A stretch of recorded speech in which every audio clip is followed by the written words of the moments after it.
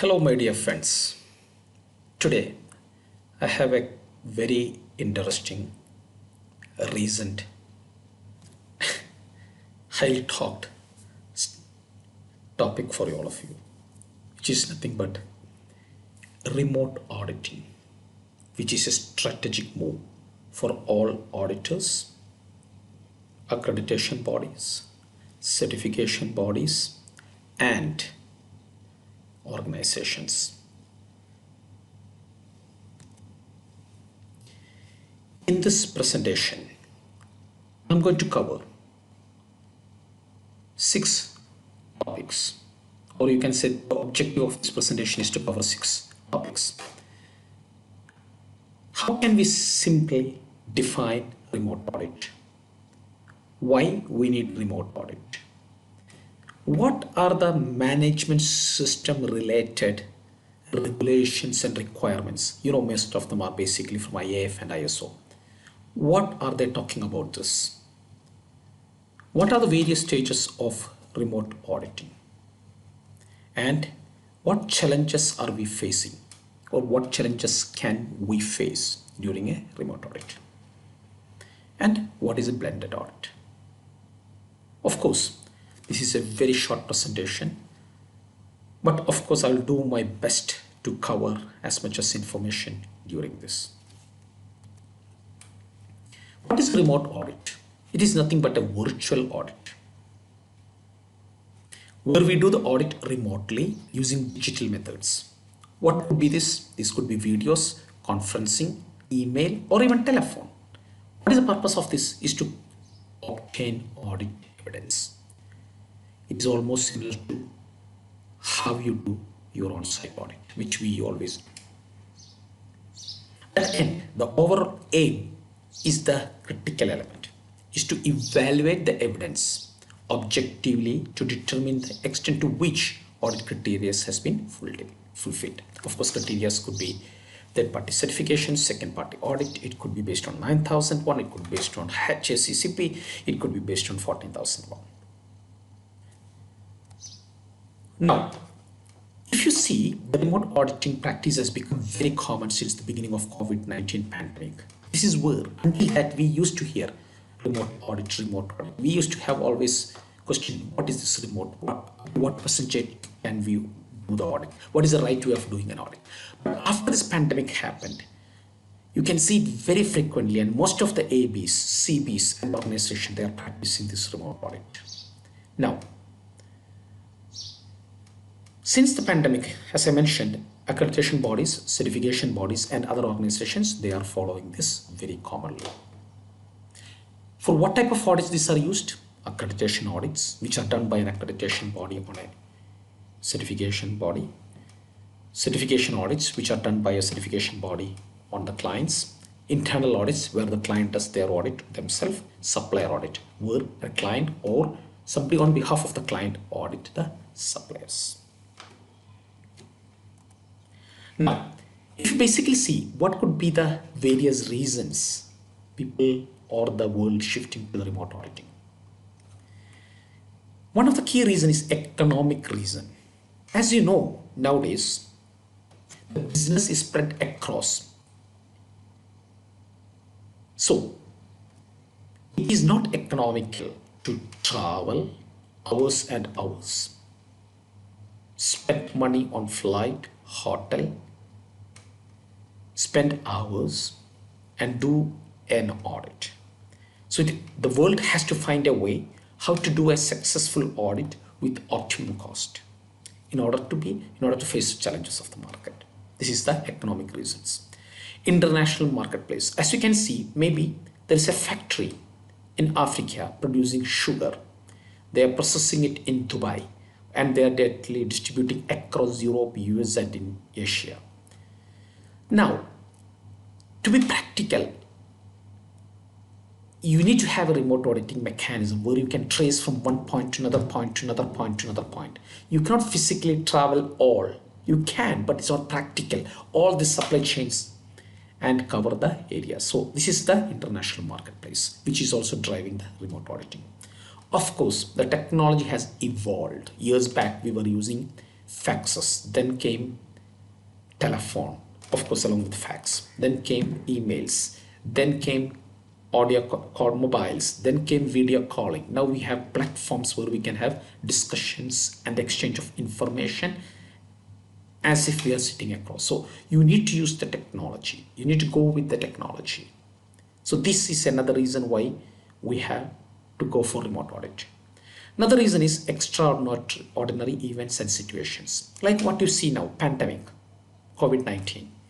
This is an extraordinary situation or an event where we are not able to travel because of the travel restrictions. But still you need to do your job, you need to ensure compliance. What is the best way is to go for the remote auditing. So the economical reasons, international marketplace, technology and extraordinary events, these are some of the key reasons which is pushing the remote auditing. But which documents or which regulations support this? If you see here, there is a document called IAF ID, Informative Document 3. This is the one which is talking about extraordinary events and how to manage the audits. This is for ABs and CAPs and certified organizations. This document is talking when you have an extraordinary event or circumstances, how you can face that and how you can manage audit. This document is supporting the remote audit. Then the next document is IAFMD, Mandatory Document 4, which is talking about information and communication technology, ICT, for auditing assessment purposes. That means how you will apply the technology, how you will manage the audit using the technology. So this document is talking about it. And of course, even 19,011, it is talking about the guidance for auditing management system. This is also talking about remote audit options, which are the clauses 5.4, 5.5, and annexes A1, A15, and A16. If you go through these documents, these are the documents which is supporting the remote audits, which is also the regulations and requirements followed by the ABs, CBs, and even the ordinary organizations can take this as good regulations or requirements which will support the remote audits. Now, let's look into the stages of remote auditing. Planning, preparation, audit performance, audit reporting, audit closeout. These are the 5 high-level stages. Let's see one by one. It's very critical that you need to have a high-level planning. That means you speak to the client, you explain to him what is remote audit, how does this work, and he agrees to that. Second, technology. The auditing body and the client, or at the both end, there should be technology available. The technology could be the tool like video conferencing tools, file exchange mechanism, document sharing mechanism, availability of networks to cable or Wi-Fi according to the one. And is it really feasible? Because in some organization, the number of locations, availability of Wi-Fi, their document and record management system may not fully support. So at the end, when you do a high-level planning, you need to see all these options and see whether they are fine so that you can go ahead with an audit. Second, preparation. You need to prepare, the auditing body has to prepare a detailed audit plan addressing whom he will be meeting and what type of information will he be looking at. Now, how are we going to exchange, share, document or record? How are we going to manage this for this particular audit? Can this be shared through the video conference platform? Should it be shared in a Google Drive, or should it be shared in a common folder, any other names? If so, what documents do you need? How are you going to share it? Then comes, for this particular audit, how are you going to collect the data? What methods will you apply to collect the data? This also has to be agreed and planned upon. Then comes the audit performance. Of course, audit performance, how you're going to do the interview. Of course, you're going to do through the video conference. In some areas, some remote, you may have to even do through telephone. You need to do the document and record review. This can be done through the video conferencing tool. You can share, the client can open, they can share, they can give you the access control. You can go through that, you can review. You can also review the record. Some documents, as we said earlier, can be also shared in advance so the auditors can do their homework. Now, as you go on, you can have records. When you attend the opening meeting, you can take a video screenshot. When you continue the audit, you can take screenshots, you can record videos. This could be used as a record. Of course, this has to be mutually agreed with the client. And of course, you can manage the meeting. That means who attends and how many people attend. You can take the records and manage them. Now comes the audit reporting. Of course, during the audit outcome will be discussed with the client on the closing meeting. You will prepare as audit report, and of course the evidence is collected through the screenshots, through the records, through the videos, through the documents will follow the records of this audit. Audits are closed out through the follow-up audits. So basically, if you see, it's similar to the on-site audit. You need to put some extra care when you do the planning, preparation, and of course, how do you conduct a successful interview, document record review, audit recording, and meeting management. So if you take care of these elements, you can do a very successful audit. Yeah. Now, as always, whenever there is a change, there is a challenge. Let's see what could be the challenges. The first challenge, always resistant to change and adapt. This is common for both auditor and auditee. Usually the auditors are used to on-site audit. When you change it to an remote online audit, there could be a reason for resistance. And also same time, this is applicable from the client. So it is the organization's responsibility to convince, explain, and make them accept this audit.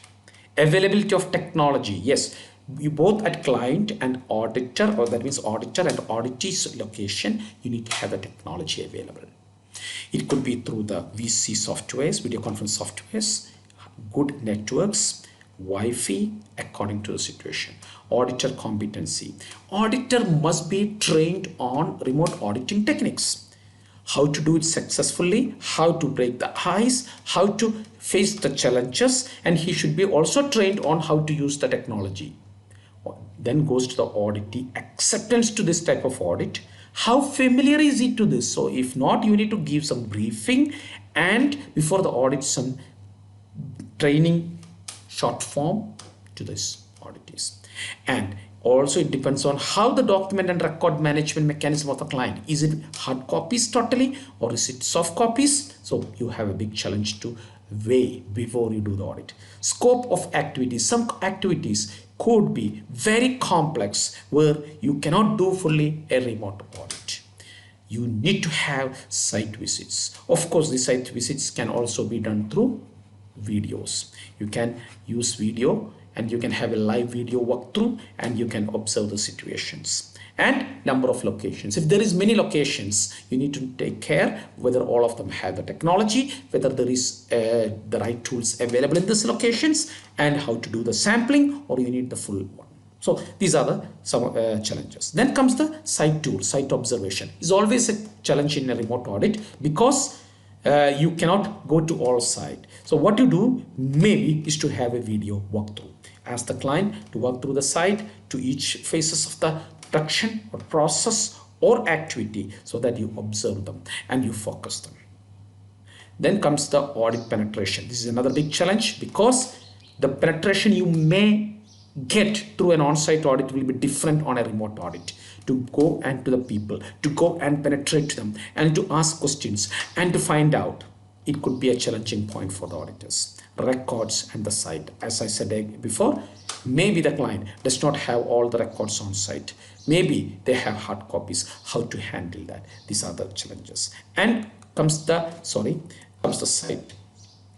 Site is multiple locations, access of internet, access of information, and access of site situations. These are the another challenges. Then comes security. You need to ensure the data is secured. You have a secured pathway. Your systems have the right security so that no hacking happens and information is getting shared. Finally, what is a blended audits? Here, I'm sorry, there is a small spelling mistake. It's okay. It is a combination of remote audit with real on-site audit. That means maybe instead of doing 100% remote audit, you may do 80 remote, 20 on the site. It depends on the site scope. It depends on the travel restrictions. It depends on the complexity. So you can also apply where travel access is possible, a blended audits. Yeah. So with that, I have gone through quickly on the remote audit. Hope all of you enjoyed same, and please go through various articles, standards, read, prepare yourself to face or to do a remote audit. All the best to all of you. Thank you.